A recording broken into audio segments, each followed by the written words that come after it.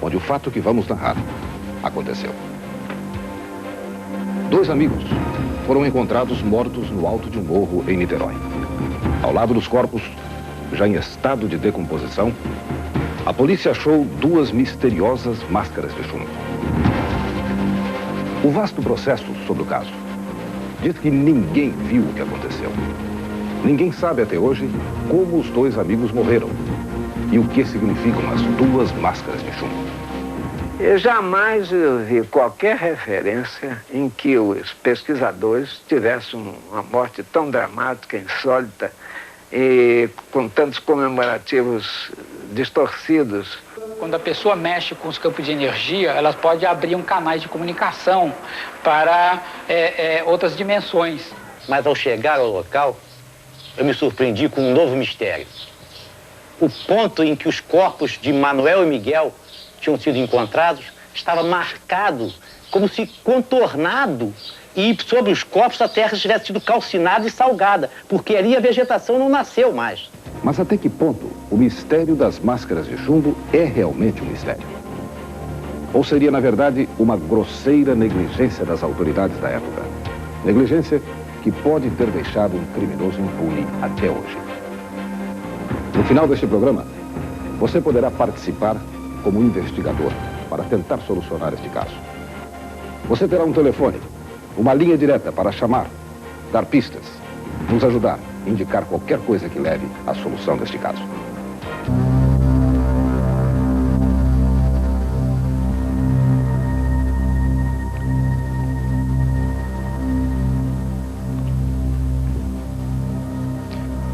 Um dos casos mais estranhos da crônica policial brasileira aconteceu no mês de agosto de 1966, na cidade de Niterói, estado do Rio de Janeiro, aqui no Morro do Vintém.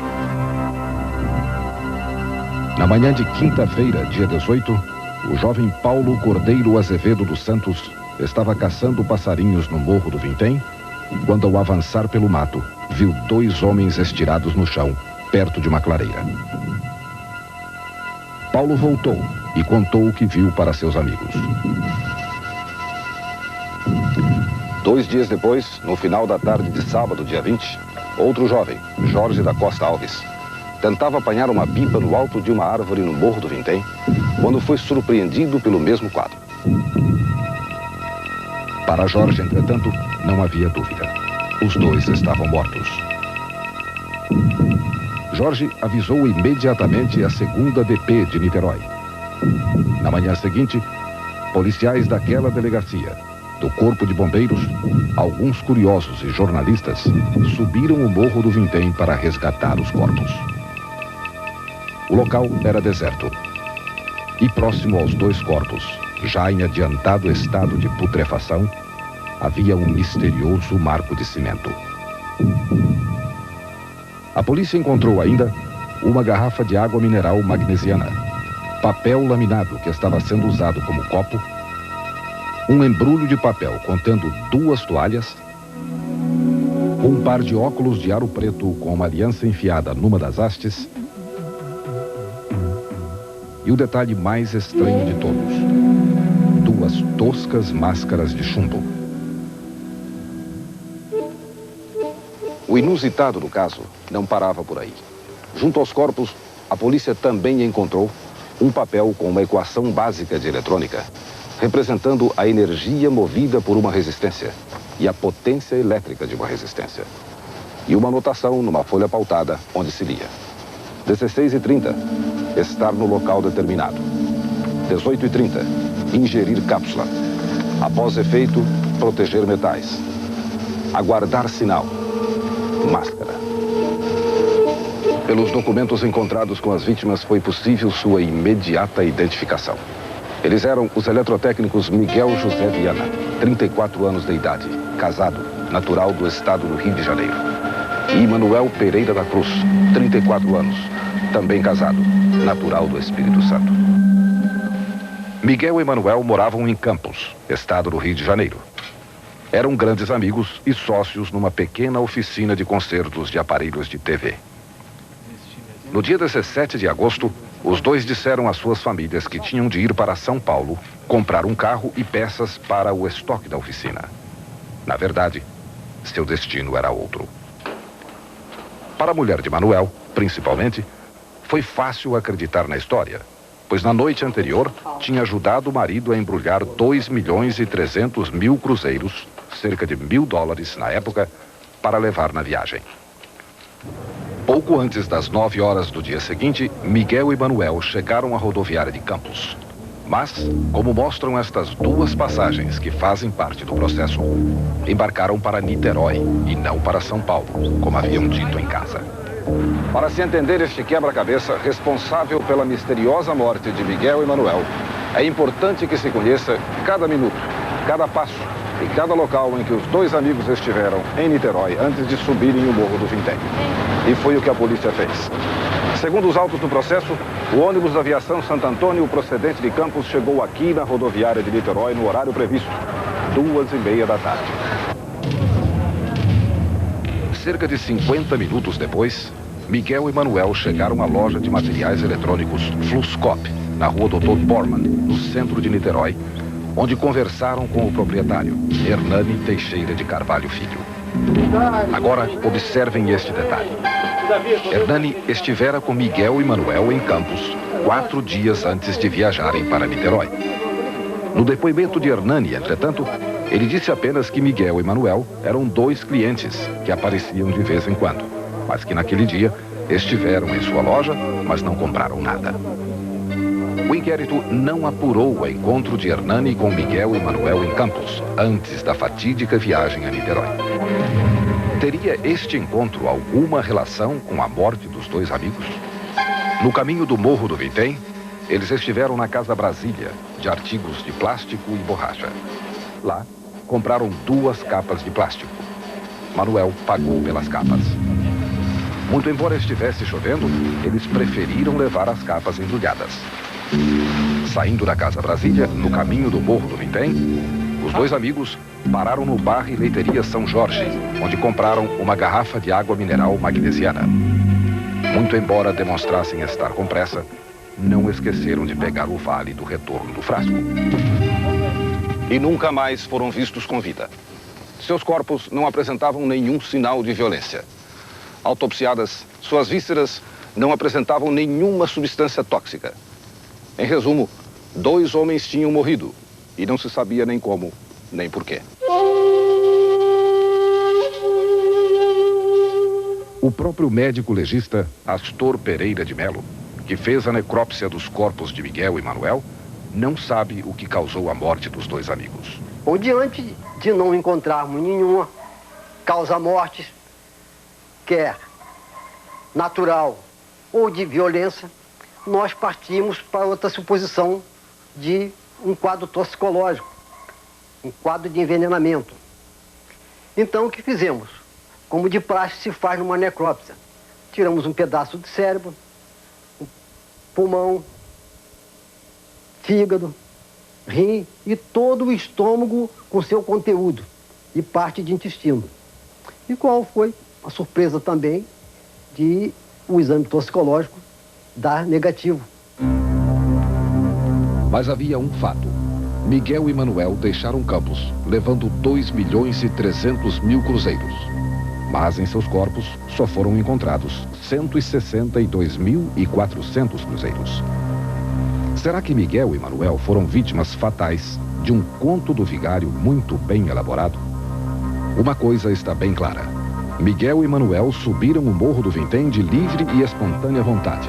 E tudo indica que saíram de Campos, já sabendo que fariam algum tipo de experiência, pois as misteriosas máscaras de chumbo encontradas ao lado de seus corpos foram feitas pelos 2 na pequena oficina de Manuel em Campos. E mais um detalhe que intrigava. Eles foram encontrados sobre 2 espécies de camas feitas de folhas de pindoba nitidamente cortadas à faca. E mais, como nenhum objeto cortante foi encontrado no local, a hipótese de uma terceira pessoa ter assistido à experiência tomou vulto. Uma terceira pessoa que teria dirigido mas não participado da experiência. A polícia chegou a um suspeito, Elcio Correia Gomes. Residente em Campos, ele aprendia noções de eletrotécnica com Miguel e foi a última pessoa a ver os dois amigos com vida. Na verdade, se você se lembra desta cena, Elcio levou Miguel e Manuel à rodoviária de Campos.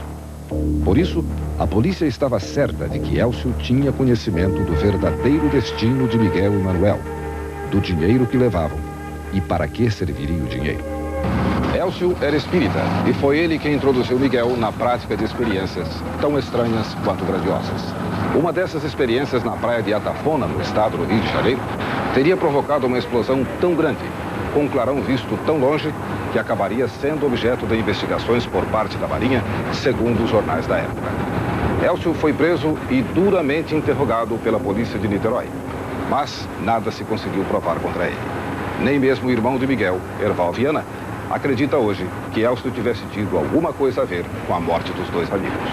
No princípio eu achei que ele podia ter participado de alguma coisa, mas hoje, após eu observar muita coisa e acompanhar mesmo, eu chego à conclusão que Elcio não tem nada com isso aí.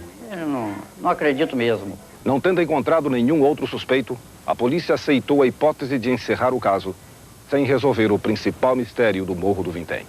Como morreram Miguel e Manuel. A única coisa certa era que algo muito estranho tinha acontecido aqui.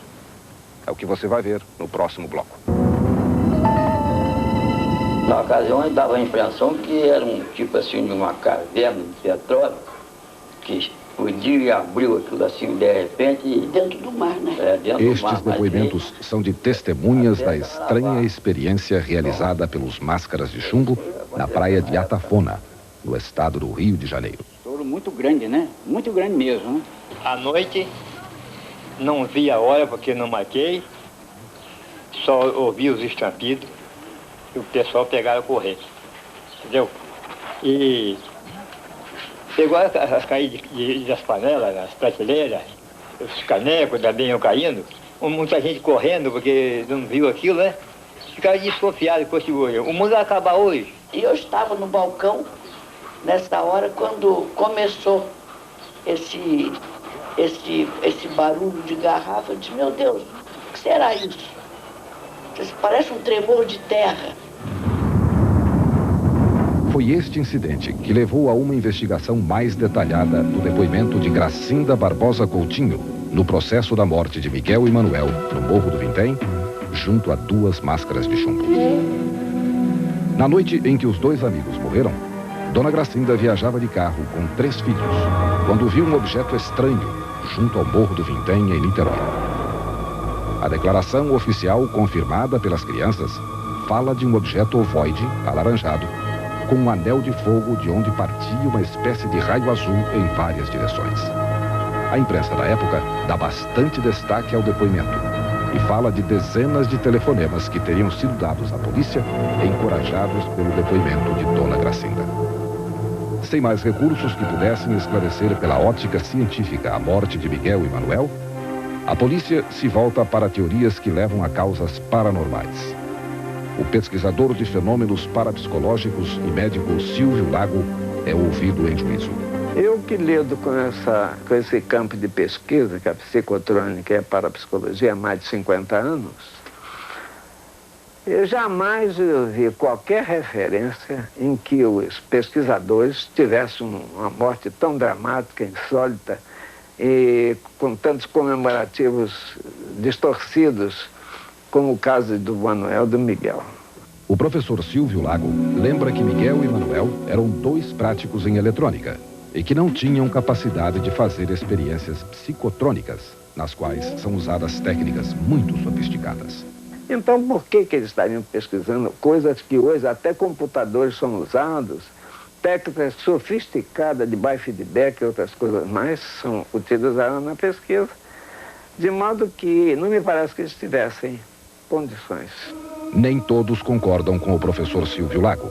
O professor Laércio Pinheiro acha que os 2 eletrotécnicos estavam interessados em estudos parapsicológicos e que subiram o Morro do Vintém para algum tipo de experiência e que lá foram mal sucedidos. quando a pessoa mexe com os campos de energia, ela pode abrir um canal de comunicação para outras dimensões. E é possível que através desses canais eles tenham recebido instruções que eles não compreenderam exatamente como deveriam ser feitas e utilizaram um processo assim, ao nível de uma inteligência racional, do nível que nós temos assim humana, não conseguiram interpretar e provavelmente o fanatismo ou mesmo aquela fã de tentar conseguir um êxito levou-os para um caminho totalmente diferente, totalmente diverso. O ufólogo Aurélio Zaluar acompanhou de perto o caso das máscaras de chumbo, desde o aparecimento dos corpos de Miguel e Manuel. Autor de muitos trabalhos sobre o caso, até hoje ele mantém o seu ponto de vista da época. Nós temos plena certeza de que houve alguma interferência fora da Terra, fora do que normalmente se defendeu no processo. Por várias razões. É muito difícil dois homens subirem ao alto do morro para, inclusive um morro deserto, onde os bombeiros tiveram dificuldade de subir naquela época, confeccionar em casa 2 máscaras de chumbo para colocar sobre os olhos, comprar 2 capas de borracha, comprar a água mineral para tomar determinados comprimidos e depois esse caso ser tratado como um simples latrocínio. Acredito eu que eles tinham um encontro marcado ou sabiam de algum acontecimento lá naquele morro e foram para lá para surpreender alguma nave, alguma coisa que chegaria lá naquela noite, que eles saberiam disso. E, de repente, esses próprios seres que chegaram lá, não sabendo da presença deles, não puderam defendê-los de qualquer agressão de aparelhos ou de radioatividade que eles possuíssem. Mas um repórter policial que acompanhou o caso, Mário Dias, do Diário do Povo de Niterói, está convencido de que o crime nada tem a ver com seres de outros planetas. Sinceramente, eu não acredito que seres de outro planeta ou seres extraterrenos tenham praticado a morte ou as mortes, ou tenham qualquer ligação com as mortes de Miguel José Viana e Manuel Pereira da Cruz. Eu acho que foi gente aqui da Terra mesmo. E acho e tenho certeza, porque o curso das investigações me revelaram isso através dos 23 anos que a gente busca desvendar esse mistério. Com tantas explicações para o mistério das máscaras de chumbo, mas sem conseguir identificar um responsável pelas mortes de Miguel e Manuel, a polícia de Niterói parecia disposta a aceitar o arquivamento do processo. Mas um homem, o promotor Edmo Lutherbach, não se deu por satisfeito. Ele refutou os argumentos de que os 2 amigos poderiam ter sido vítimas de experiências parapsicológicas mal-sucedidas, afirmando que havia ainda muitos pontos obscuros que precisavam ser esclarecidos. Lutherbach observou que os laudos de necrópsia, além de uma série de imprecisões, estavam rasurados. Que um dos peritos, cujo nome não revelou, mudou de ideia e não quis deixar seu nome no documento. Vejam o detalhe. Este nome foi raspado e substituído pelo de outro legista que já morreu. E mais, o que continham as tais cápsulas ingeridas por Miguel e Manuel? Seria uma substância impossível de ser detectada 72 horas após as mortes? Ou houve mesmo negligência grave na autópsia? Erval Viana, irmão de Miguel, fez graves revelações sobre o que teria acontecido quando chegou ao Instituto Médico Legal para cuidar da remoção dos corpos. E lá o Maneca, o elemento que ajuda na necrópsia, havia me informado de que ele havia feito o trabalho nos corpos, tirado os órgãos, tirou a ponta das vísceras para exame porque no bilhete que havia sido encontrado com os corpos falava em ingerir cápsula, ele calculou que existisse algum corrosivo, um veneno, uma coisa assim, né? E que o médico não estava lá, inclusive não tinha aparecido lá já há alguns dias, e ele então adiantou o serviço. Tirou os órgãos, cortou parte das vísceras, um pedaço lá para exame, e encaminhou para o laboratório. E o restante ele havia incinerado. Entretanto, Astor Pereira de Melo, o médico legista, diz que estava lá sim, mas que não conseguiu determinar o que causou a morte de Miguel e Manuel. Porque a parte do médico legista é o quê? É chegar a uma conclusão de causa-morte, examinar o cadáver. Ora, se existe alguma suposição, alguma suspeita de alguma coisa, o que cabe realmente à justiça novamente? Pedir a exumação do cadáver. E assim foi feito. No dia 25 de agosto de 1967, um ano após a morte de Miguel e Manuel, foi feita a exumação dos cadáveres para a realização de novas autópsias. E o caso se aprofunda na incerteza quando o resultado dos laudos traz ao Brasil uma figura internacional muito conhecida, que descobre mais um mistério sem solução, no caso das máscaras de chumbo. O Instituto de Energia Atômica de São Paulo também não trazem respostas. Esgotados os recursos que poderiam explicar pela ótica científica as duas mortes, a polícia se volta para teorias que levam a causas paranormais. Mas esta nova investigação do caso não deixava dúvidas sobre uma coisa. Esta letra aqui, neste bilhete, é de Miguel Viana. Mas o bilhete foi ditado para Miguel, pois as palavras aqui contidas não faziam parte do vocabulário que ele usava. O que me parece resultar de uma convergência de indícios é que foi um bom latrocínio bem urdido e por pessoa ou pessoas de gabarito acima da média, tal as expressões usadas no bilhete que a polícia tem, que esteve em minhas mãos. Era uma pessoa de cultura acima da média, nas expressões de ingerir, por exemplo, a capa, etc. De modo que é isso. Acredito que, infelizmente, o Miguel e o Manuel pagaram o tributo a uma certa ingenuidade em meio a uma trama que teria raízes em Campos, talvez com prolongamentos até em Niterói. Estava aí a pista da terceira pessoa que teria dirigido a experiência no alto do Morro do Vintém. Os termos ingerir e cápsula, contidos neste bilhete, indicavam a presença de um médico, pois uma pessoa leiga diria apenas tomar o remédio, por exemplo. E a palavra sinal, a princípio interpretada como sinal que marcasse determinada ação, tem na homeopatia o significado de sintoma. Para o detetive Saulo Soares de Souza, que na ocasião trabalhava na Delegacia de Homicídios de Niterói, havia